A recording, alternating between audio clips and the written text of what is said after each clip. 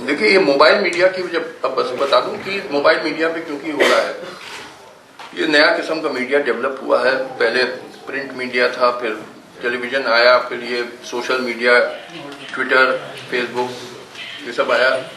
अब ये चौथा किस्म का मीडिया मोबाइल मीडिया है। ठीक है, अच्छा है, freedom of speech, freedom of expression is a good thing, मगर साथ साथ इसका मिसयूज नहीं होना चाहिए। यहाँ बड़ा, क्योंकि देखिए इसका बड़ा मिसयूज भी हो सकता है। आपने कोई झूठी खबर फैला दी कि कुछ विच में क्रिएट अ कम्युनल राइट, आपने भेज दी फट से, वो आगे बढ़ गई, जबकि हो सकता है वो बेसलेस है, मगर इस बीच में कम्युनल राइट हो जाए। देखिए मैं कोई, I am not for gagging the media, for muscling the media, but for regulating the media. Regulation और कंट्रोल में अंतर है। कंट्रोल में कोई फ्रीडम नहीं होता, रेगुलेशन में फ्रीडम है, but it is subject to reasonable restrictions in the public interest. हर सोशल एक्टिविटी रेगुलेट करनी पड़ती है, क्योंकि man by nature is a social being. हम लोग जो हैं, हम लोग, एरिस्टोटल ने कहा था man is a social being, यानी हम लोग अकेले नहीं रह सकते हैं, हम लोग को समूहों में रह सकते, तभी जिंदा रह सकते हैं। We have to have circle of friends, relatives, colleagues, तभी सरवाइव कर सकते हैं। मत ये कि रॉबिन्सन क्रूसो का जो रोमांटिक आइडिया है, ये प्रैक्टिकल नहीं है।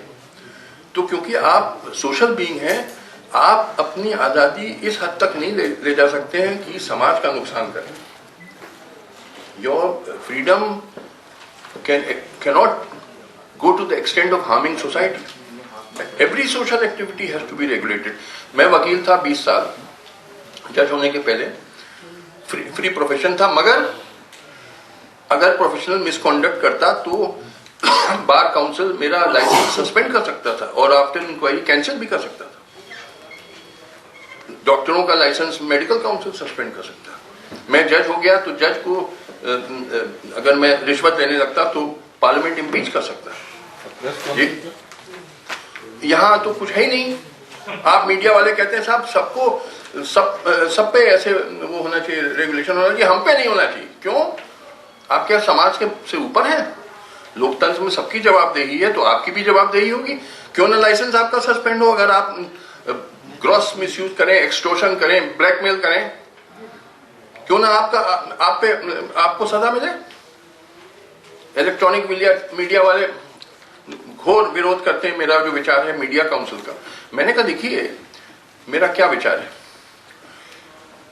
अभी प्रेस काउंसिल है, मैं अकेला नहीं, मैं तो सिर्फ चेयरमैन हूं, मेरे अलावा 28 मेंबर्स हैं, जिसमें से 20 मेंबर्स हैं जो प्रेस के रिप्रेजेंटेटिव्स हैं, और उनको गवर्नमेंट ने नहीं अपॉइंट किया, प्रेस ऑर्गेनाइजेशन ने इलेक्ट किया। तो 28 में से 20 के तो प्रेस के रिप्रेजेंटेटिव्स हैं, और जो फैसले होते हैं बाय मेजॉरिटी वोट होते हैं। मैं कोई तानाशाह नहीं हूं कि जो मैं चाहूं वही होगा। कभी कभी मेरे सुझाव मेजॉरिटी एक्सेप्ट करती है, कभी रिजेक्ट करती है, और रिजेक्ट भी करती है। मैं रिस्पेक्ट करता हूं मेजॉरिटी का वर्डिक्ट, मैं लोकतांत्रिक आदमी हूं। और अगर इलेक्ट्रॉनिक मीडिया भी आ जाए और उसमें प्रेस काउंसिल एक्ट का संशोधन करना पड़ेगा जो पार्लियामेंट कर सकती है, तो 20 रिप्रेजेंटेटिव इलेक्ट्रॉनिक मीडिया के भी आ सकते हैं। तो फिर 48 में से 40 तो आप ही लोग होंगे, आप ही लोग फैसला करिए अपने ऊपर। It will be a judgement by your peers. मगर दो चीज होनी चाहिए, it should be a statutory body, क्योंकि अभी जो बॉडी है तो प्राइवेट बॉडी है, एनबीएसए वगैरह, इसको कोई सजा देने की पावर ही नहीं है। बिल्कुल डर होना चाहिए, बिन भय होत न प्रीत, गोस्वामी तुलसीदास ने कहा है रामचरितमानस में। मुझ में भय था जब मैं वकील था कि मैं गड़बड़ सड़बड़ करूं, मेरा लाइसेंस सस्पेंड हो सकता था। मगर सस्पेंड कौन करेगा?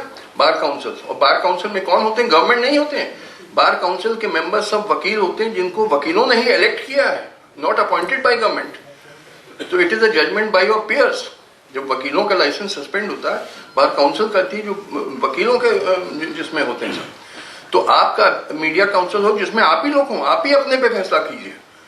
मैंने ये नहीं कहा कि गवर्नमेंट को रेगुलेशन का पावर होना चाहिए या मार्कंडे काजू को रेगुलेशन का पावर होना चाहिए, मीडिया काउंसिल को होना चाहिए। इसमें क्या आपत्ति है? मगर सजा देने की पावर होनी चाहिए, which should include power to suspend the licence. देखिए कभी कभी सिचुएशन इतनी ग्रेव होती है कि immediate action is called for which requires suspension. मानिए कोई गवर्नमेंट सर्वेंट है, prima facie case of great corruption आ गया, तो he can be suspended. Inquiry तो बाद में होती रहेगी, immediate action is required. Prima facie case अगर एस्टेब्लिश हो, बाद में इंक्वायरी होगी, अगर वो सही पाया गया तो वो डिसमिस हो जाएगा, गलत पाया गया तो रीइंस्टेट हो जाएगा। तो इसी तरह आप लोगों के साथ होना चाहिए कि अगर prima facie case after preliminary inquiry पाया जाए कि कोई घोर आपने मिसकॉन्डक्ट किया है, प्रोफेशनल एथिक्स का वायलेशन किया, क्यों ना आपको कहा जाए आप इस पत्रकारिता के क्षेत्र में नहीं रहेंगे, आप इस लायक नहीं है यहाँ रहने के। जब सब रेगुलेट हो रहे हैं, सब हर तबका समाज का रेगुलेट हो रहा है, आप क्यों नहीं रेगुलेट होंगे? और मैंने कहा आप ही अपने पे फैसला कीजिए बाय मेजॉरिटी वोट, मैं अपने लिए पावर नहीं मांग रहा, इसका भी विरोध करते हैं। बताइए, ये तो कोई बात नहीं हुई कि आप पे कोई वो ना हो। अभी मैंने सुना है, आज ही अखबार में पढ़ा कि वो NBSA ने 1 लाख रुपए जुर्माना लगा दिया CNN IBN चैनल। अब CNN IBN जो 20 करोड़ कमाता है, वो 1 लाख जुर्माने का क्या मतलब बोलिए? There should be power to suspend the licence. ये वर्किंग जर्नलिस्ट एक्ट में जैसे है, नॉन इम्प्लीमेंटेशन ऑफ वेजबोट के लिए 200 रुपए जुर्माना, वो विच इज नथिंग। कहने का मतलब कि रियल पनिशमेंट होना, पावर होनी चाहिए, वो आप ही एक्सरसाइज करिए। मैं नहीं चाहता हूं अपने लिए या गवर्नमेंट के लिए, तो इसमें क्या ऑब्जेक्शन है बताइए? ये तो लेविसन कमेटी रिपोर्ट जो आई लॉर्ड लेविसन की इंग्लैंड में, अभी आपने सुना होगा, उससे बेटर है मेरा सुझाव, मोर प्रो मीडिया। क्योंकि लेविसन कमेटी रिपोर्ट में लिखा है कि कोई एडिटर नहीं होंगे, कोई पॉलिटिशियन नहीं हो। मैंने कहा कि होए, जर्नलिस्ट भी हों, इसमें एडिटर भी हो, वर्किंग, तो मेरा सजेशन मोर प्रो मीडिया है। तो ये क्यों नहीं एक्सेप्ट होगा?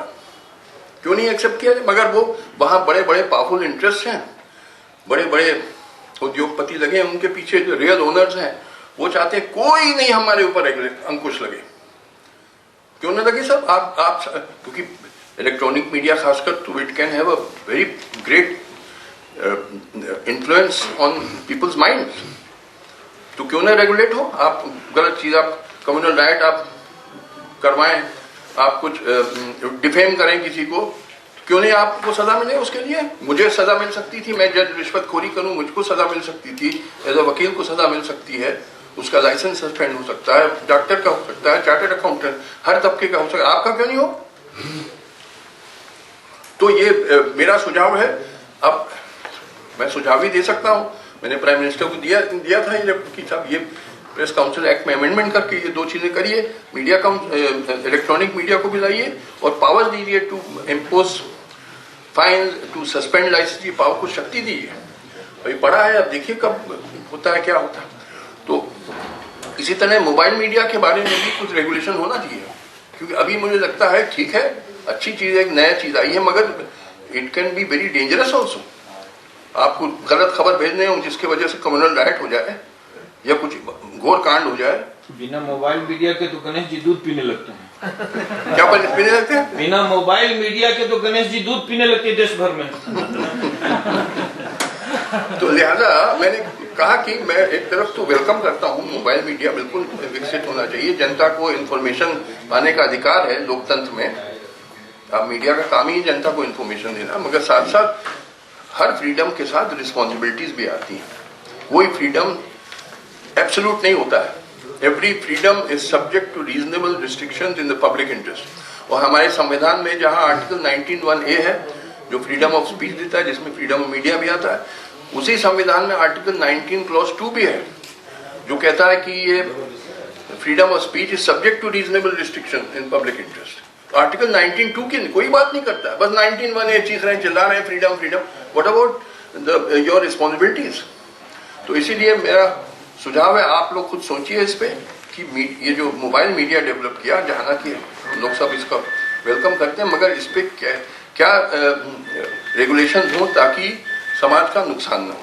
इन्हीं शब्दों के साथ मैं आप सबका फिर से उर्दू और संस्कृत का नहीं भाई सुनिए, वो तो इस सब्जेक्ट से मतलब नहीं रखता है, वो तो अलग सी चीज है। धन्यवाद।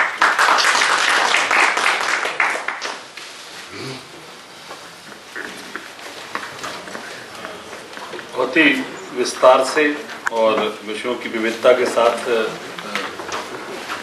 आदरणीय काजू साहब ने अपनी बात यहाँ हमारे बीच में रखी है। और निश्चित रूप से हमारे प्रदेश के जो पत्रकार मित्र हैं उन्होंने एक नई दृष्टि के साथ पत्रकारिता को समझने की कोशिश भी की है कि कहीं ना कहीं विकास की जो परिभाषा है उसको बदलने की आवश्यकता है। विकास के मायने आपके लिए क्या हों, ये कहीं ना कहीं थोड़ी देर और बात अगर सुनेंगे तो अच्छा लगेगा। फिर हम लोग अनौपचारिक बातचीत करेंगे भोजन के समय। मैं mppost.com की ओर से, मोबाइल इंडिया की ओर से, हमारे संपादक सरमन नगेले जी की ओर से सर्वप्रथम आदरणीय काजू साहब का आभार व्यक्त करता हूं। और जो उन्होंने समय दिया, उन्होंने 1 घंटे के लिए हमसे कहा था कि मैं 1 घंटे से ज़्यादा शायद नहीं दे पाऊंगा, लेकिन दूसरा प्रोग्राम उनका लेट हो गया। वहाँ बार बार उनको इशारा किया जा रहा है चलने के लिए, उसके बावजूद भी उन्होंने प्यार स्नेह दिखाया और यहाँ पत्रकारिता के प्रति कहीं ना कहीं उनकी जिम्मेदारी उन्होंने दिखाई कि उनका दायित्व है कि पत्रकारों के बीच में पत्रकारिता को दिशा देने के लिए वो चर्चा करें। हम उनका बहुत आभार व्यक्त करते हैं और उम्मीद करते हैं कि आगे भी उनका स्नेह, उनका सहयोग, उनका मार्गदर्शन, उनका आशीर्वाद हमारे साथ इसी तरह से बना रहेगा। हमारे बीच में भोपाल में, मध्य प्रदेश में वो इसी तरह से आते रहेंगे और हमें मार्गदर्शन देते रहेंगे। मैं mppost.com की ओर से आज के सभी अतिथियों का भी आभार प्रकट करता हूं। मैं सर्वप्रथम आदरणीय शीतला सिंह जी के प्रति आभारी हूं, क्योंकि आज उन्हीं की वजह से ये प्रोग्राम यहाँ संभव हो पाया है। क्योंकि अगर शीतला सिंह जी नहीं होते और शायद हम लोगों का काजू साहब से उतना परिचय नहीं था, लेकिन हमारे संस्थान के बारे में, हम लोगों के बारे में शीतला सिंह जी ने जो बातें रखी उससे शायद काजू साहब को लगा कि यहाँ चलना चाहिए और यहाँ बात करनी चाहिए। उन्हीं की वजह से आज हम लोग सब यहाँ एकत्रित हुए हैं। अरुण कुमार जी के हम लोग आभारी हैं, बड़े जुझारू ढंग से उन्होंने पत्रकारिता